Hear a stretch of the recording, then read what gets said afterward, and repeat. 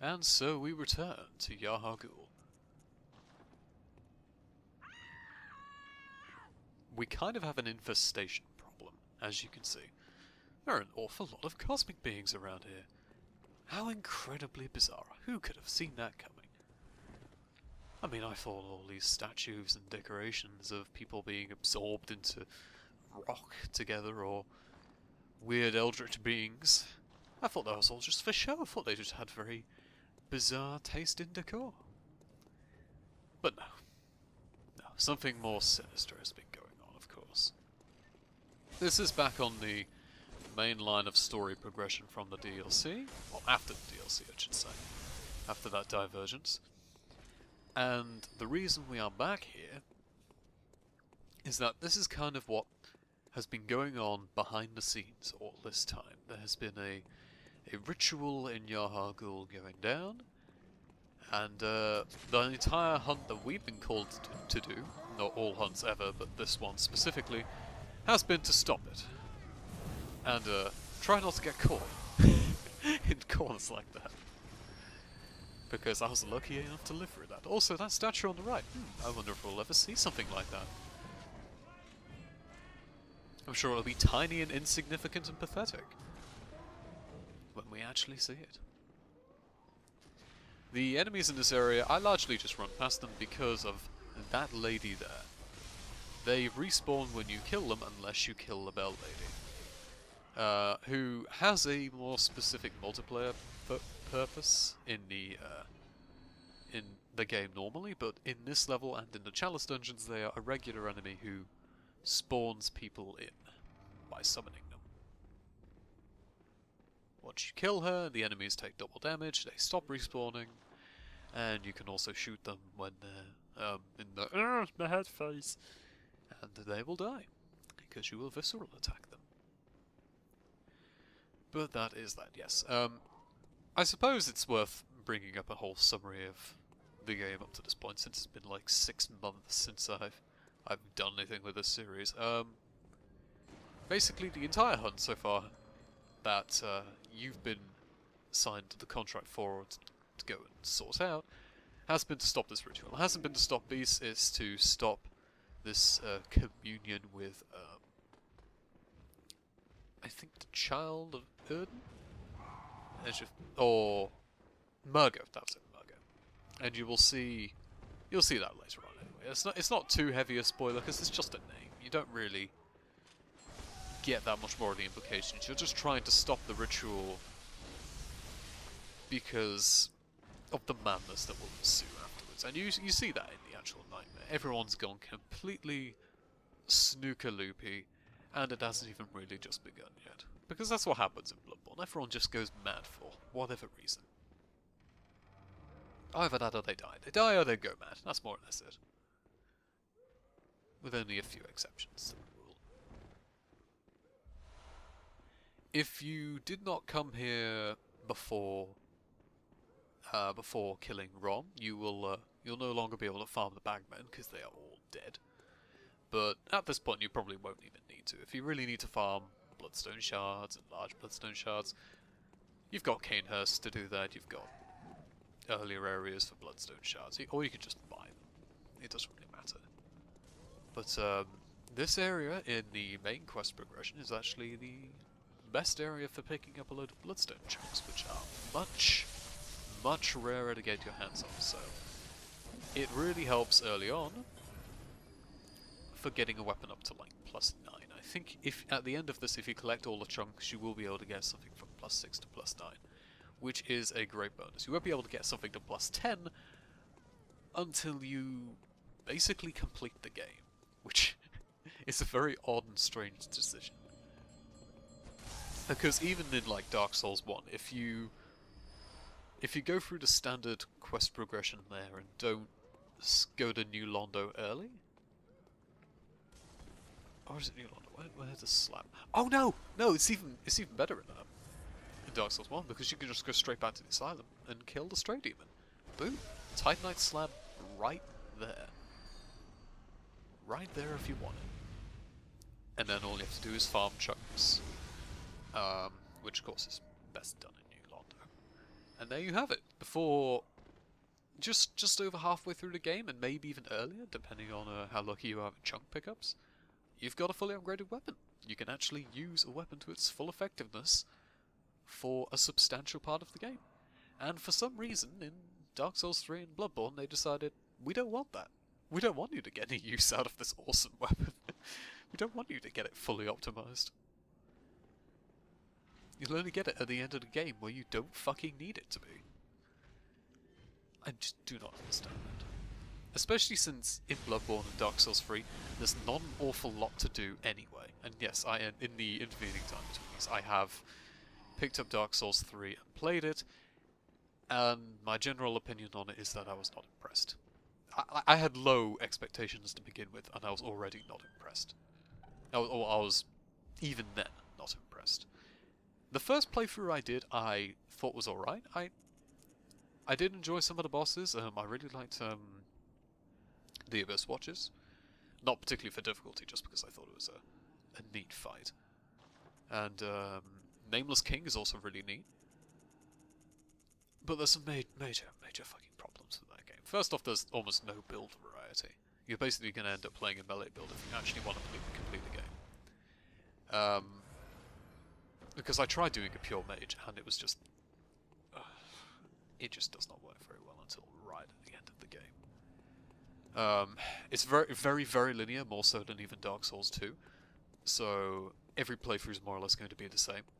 It's going to play the same, and you're going to do the same things, more or less. And it's just... it's full of these really ham-handed references to Dark Souls 1 that Dark Souls 2 got a lot of flack for, but for some reason people were okay with in Dark Souls 3 because, oh, it's Miyazaki, my wife! Oh my god, he's such a genius! Oh.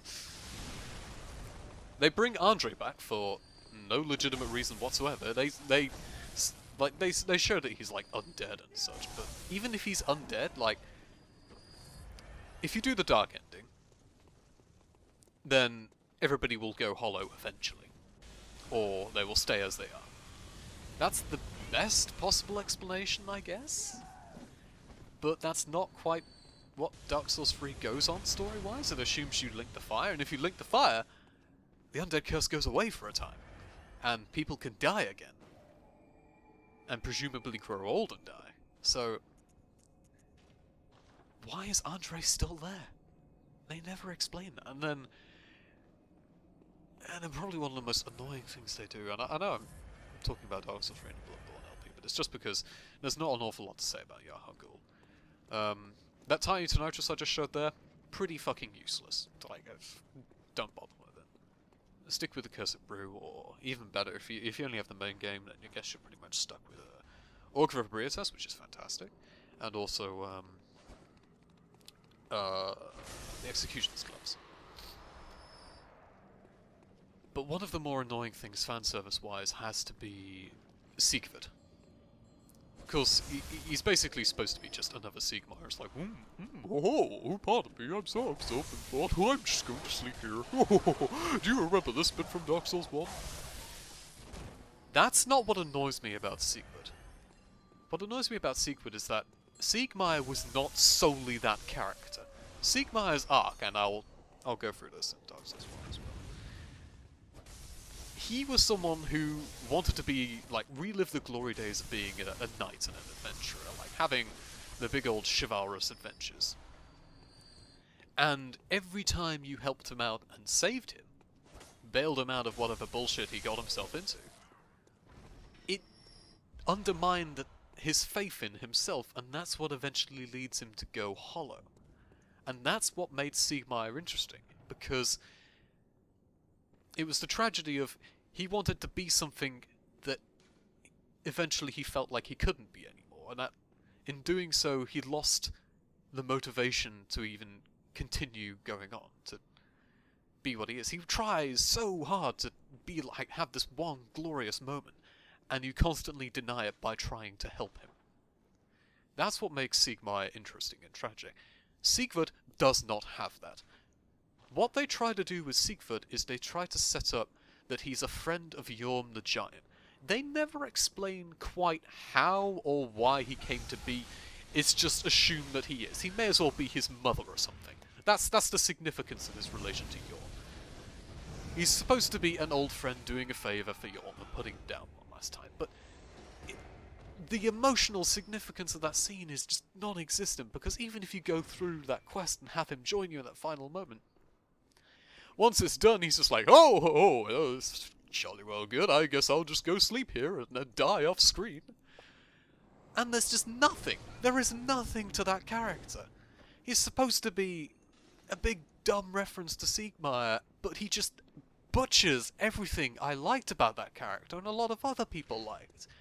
There are a lot of people who liked him because, oh, he's a funny comic character and he sleeps a lot. But anyone who actually likes Siegmeyer for what he was, the actual character behind that, it was just the biggest unintentional fuck you. Because they just completely misunderstood why people liked him. What made that character great. So, I have a lot of problems with how Dark Souls 3 tells the story, and there's even just beyond just the references. There's also the fact that there's just basically very few interesting characters, and it's the same cycle shit that happened in Dark Souls 2 that people criticized as basically being fucking meaningless and invalidating the decision you make in Dark Souls 1. But again, Dark Souls 3 gets a lot of flack. Not flack, I mean a lot of slack. It's only now just getting a lot more criticism because people are sort of over the honeymoon period. But even then, it still gets a lot of love and appreciation, which I can kind of understand. Like, from a gameplay perspective, I think Dark Souls 3 controls very well. I think it's one of the more fluid and responsive Dark Souls in terms of how it plays. There are a lot of other problems with gameplay, though, in terms of, like, how it has Bloodborne enemies, but without the Bloodborne mechanics that make Bloodborne enemies okay. Like, regain isn't really a thing. There's a ring that kind of puts it in, but it's crap. And you can't parry at range with, like, a gun. So, if you fuck up a parry, you're just gonna eat shit. And even if you don't, you're probably just gonna get smacked to pieces anyway. You see it happen in Bloodborne as well, but at least in Bloodborne you can parry from a distance. So if somebody's spamming and flailing in your face, you just back off, shoot, you're done. You can't do that in Dark Souls 3. So, in my opinion, it's even worse than Dark Souls 2, but for some reason, people really like it, seeing as like this big grand finale, and I just do not get the hype. I've never got the hype. Even after I got my hands on it and played it, I was like, this is okay, but it's not what I loved about Dark Souls. So I guess I'm going to go off that rant. Going back to that bit about the three guys, that is a horrible, horrible gang fight. But if you know where that chain guy is, you can pretty much just gank him immediately, as I did. Well, I say gank him, you can rush him and kill him off before his friends can have him. And then it's more or less just kiting back to where the lantern is. But I didn't even have to do that in the end. For some reason, they didn't pull together. I think the Beast Claw guy got stuck on like the level geometry, so he couldn't help his friend out. But yeah, other than that, just kite those guys, because there's no way you're gonna. I do not recommend taking them all on at the same time. That is a dumb idea. And down this area is where all the dead bagmen are, where you can pick up the chunks. Very much worth doing, because chunks are rare enough as it is, and farming them is not an easy thing. It basically requires you going to the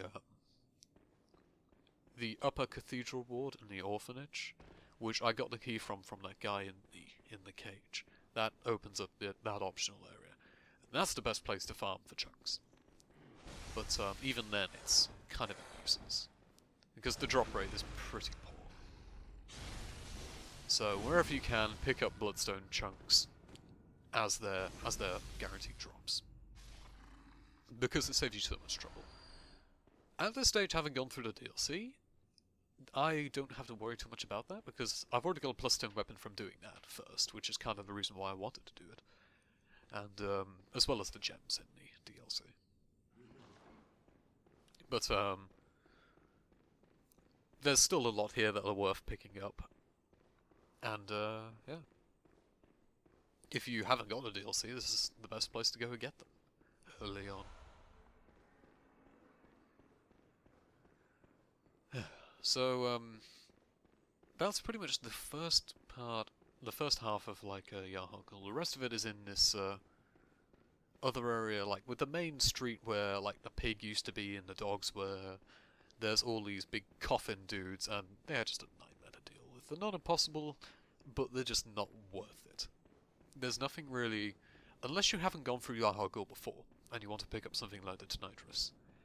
There's nothing really worthwhile in that main area. So more often than not, I just ignore it. This is me just running around looking for what any remaining items that I might have missed. But there weren't really. The bloodstone chunks were more or less it. So, thankfully, I stopped faffing around in this bit. I open up the shortcut, and then move on.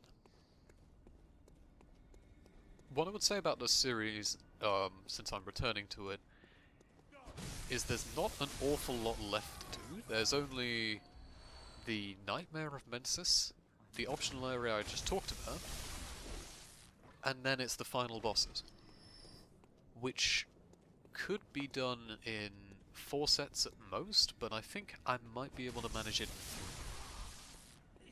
3. It just depends on how I do it. But other than that, there's just Dark Souls, and then I think I'm pretty much done with these sorts of Let's Plays. They're not really worth the effort anymore. I don't enjoy doing them as much as I used to.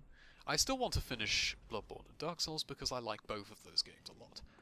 And I'm so close to the end now, I may as well. Alpha Protocol, dead. I'm not going back to that. Not because the game is awful, I still think it's very good. It's just that it's been so long since I've done anything with it, I don't feel like returning to it. Or if I did, I would start anew and do something different with it. With the Fallout 4 streams and the casual art stuff, I might still do them on and off, but I don't really... Like, the whole point of the casual art stuff is that I wasn't, it wasn't supposed to be a series with a definitive end. It was just something I could do if I wanted. And I'm gonna have to pause the recording here because something has messed up. Be right back. And I'm back. Sorry for that interlude. That was a bit. I'm trying to get back to where it was. It's Movie Maker being Movie Maker and doing Movie Maker things. This whole thing might be out of sync, so I'm not even going to pretend that what I'm looking at is quite what is going to be happening on screen. Because I'm a professional at this. I'm so good at it. But I will say the advantage of post-commentary is that you don't really have to worry about that sort of stuff. It's more just clarity of audio, make sure things are generally hunky-dory enough to talk about, which more often than not I usually don't. Which is why I blather on and waffle a bit about things that are totally irrelevant, or only tangentially relevant. This general bit, I'm just picking up the rest of the chunks and stuff. There is a very good physical gem in this area, which isn't really that useful for this character, although I do end up putting it in the Holy Moonlight Sword because it's split damage. But for any other run, is really good and worth gunning for as early as possible. Because it's one of the few decent gems that you get in the main game without having to go to the chalice dungeons, which are not a lot of fun. Let me say that. I will still show off some of the. I'm not sure how many of the chalice dungeon bosses I'm going to show off, because there are a lot of them, and they're not particularly good. But I would like to show off the unique main progression bosses, not so much the Lauren and East stuff. I will show a bit of that, but I won't go out of my way doing like root chalice stuff to try and get a chance of the unique bosses. But we'll see how it goes. It honestly depends on how much time it takes and what kind of... whether it'd be worth it, I suppose. Because this is very nearly coming to an end. I would actually like to see it end rather than drag off and eventually be forgotten about, because I've never done that with a series ever before. No. So that would be nice. I already have some of them done anyway. more or less about halfway through in terms of footage, so it shouldn't be too bad. Also, you've got to love accidental gestures. Motion controls are the future. That's why you don't see any of them in any of the new consoles, no? I wonder why that might be. No, except for the PS4, of course. Because, you know, 6-axis is OP. But that's more or less it. Like I said, this is as important as this area is to the story. In terms of, like, what kind of stuff you get here, it's kind of just a run-through interlude area. There's nothing particularly interesting to look at, other than, I suppose, the amygdalas and such. Actually, there is something I haven't mentioned in this series, I don't think. Those amygdalas have been there the whole time. There's even one hanging over Erden Chapel. It's just that you don't see them unless you have 40 insight. So that's kind of a neat little hint, not only at the actual cosmic horror theme that the story is going for and the game's going for, but also that this sort of cosmic ritual stuff is going on behind the scenes and you don't realize it. I think that's kind of a nice touch, or at least it was the first time I came through here and played this game. And this is me just being too full on blood vials. Why can't I hold all this blood? Because when you go through the chalice dungeons, you get a lot of stuff. A lot of blood echoes. And I did not want to spend them on leveling up because I knew it would ruin the balance of the main game and kind of be a bit weird for me to be like starting a new set and be like, I'm up 30 levels now! And people will just scratch their head like, wait, what? So I spent it on blood vials and quicksilver bullets, hence why I have so many. And finally, we get to the boss.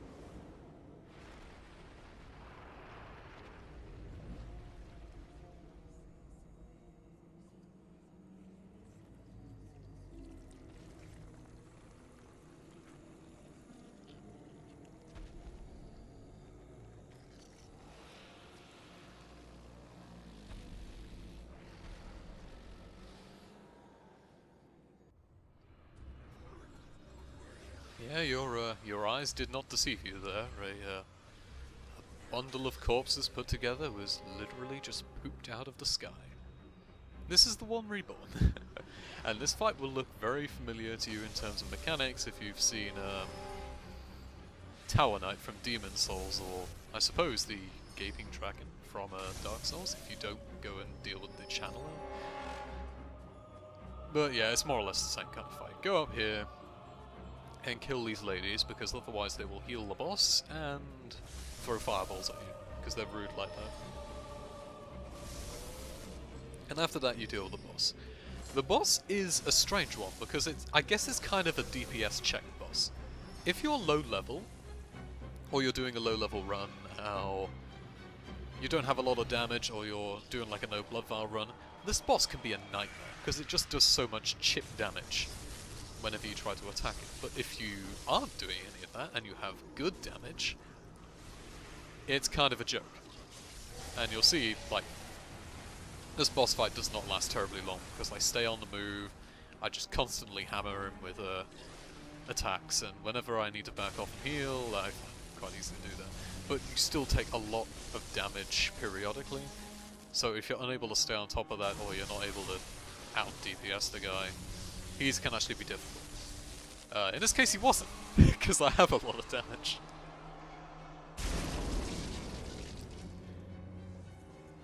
Rest in peace, my frame rate. So that was that. The next area leading on is more or less the penultimate area in the game. But I'm not sure if I'll do that first or the optional area. Either way, I'm more or less done with this set. There is an extra video coming up as well as the chalice dungeon stuff.